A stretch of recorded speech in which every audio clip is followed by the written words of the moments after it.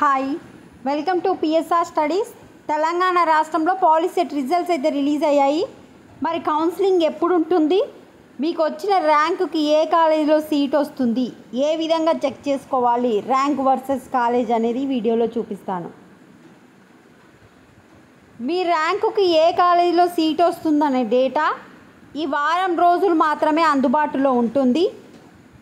June start అయ్యింది అంటే 2025 POLYCET counselling start అయ్యింది అంటే మాత్రం ఈ డేటా తీసేస్తారు. ముందుగానే చెప్తున్నా, మీరు అన్నీ డౌన్లోడ్ చేసి పెట్టుకోండి, లేదా వీడియో మొత్తం ఒకసారి చెక్ చేసుకోండి. మీ ర్యాంకుకి ఏ కాలేజ్ వస్తుంది అనేది ముందే రాసి పెట్టుకోండి. సో మనకు పాలిసెట్ ఎగ్జామ్లో మొత్తం 98,858 మెంబర్స్ ఎగ్జామ్ రాస్తే 83,364 మెంబర్స్ అయితే క్వాలిఫై అయ్యారు, అంటే పాస్ అయ్యారు. ఎంపీసీ స్ట్రీమ్లోనేమో 81.88%, ఎంబైపీసీ స్ట్రీమ్లోనేమో 84.33% అయితే పాస్ అయ్యారు. ప్రైవేట్ పాలిటెక్నిక్ కాలేజీల కంటే ప్రభుత్వ పాలిటెక్నిక్ కాలేజీల్లోనే సీట్లు ఎక్కువగా భర్తీ అవుతున్నాయి. ఇంజనీరింగ్ విద్యార్థుల పోలిస్తే డిప్లొమా విద్యార్థులకు ఉద్యోగ అవకాశాలు అందిపుచ్చుకోవడంలో ముందుంటారని అభిప్రాయపడ్డారు. కే సముద్రం పటాన్ చెరువు ప్రాంతాల్లో 2 పాలిటెక్నిక్ కొత్త కాలేజీలు అయితే స్టార్ట్ అవుతున్నాయి. పాలిసెట్ కౌన్సిలింగ్ వచ్చేసి జూన్లో నిర్వహిస్తున్నట్లు ప్రకటించారు. ఎంపీసీ ర్యాంకుతో సాధారణ పాలిటెక్నిక్ కాలేజీల్లో ఇంజనీరింగ్లో డిప్లొమా చేరొచ్చు.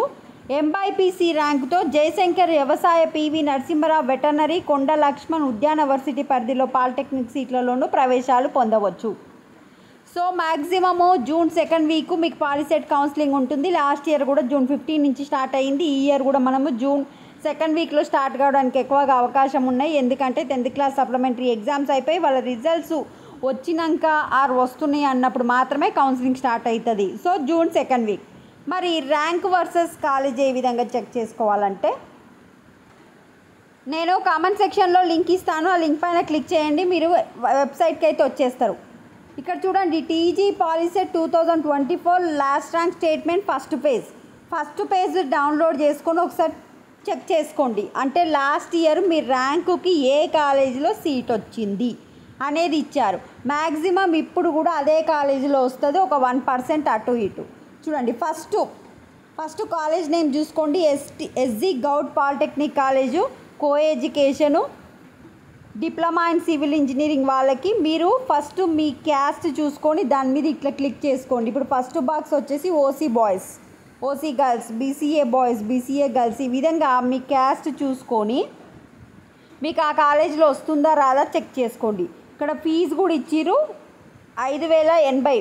గవర్నమెంట్ కాలేజీలో అయితే ఓన్లీ 5,000 మాత్రమే ఉన్నాయి.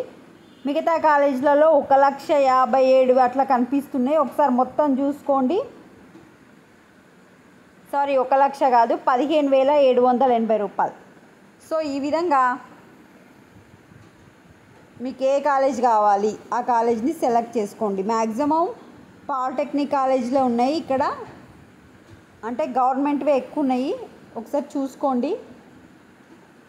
ఇప్పుడు నేను Jayaprakash Narayan college of engineering Mahabubnagar చూస్తున్నా.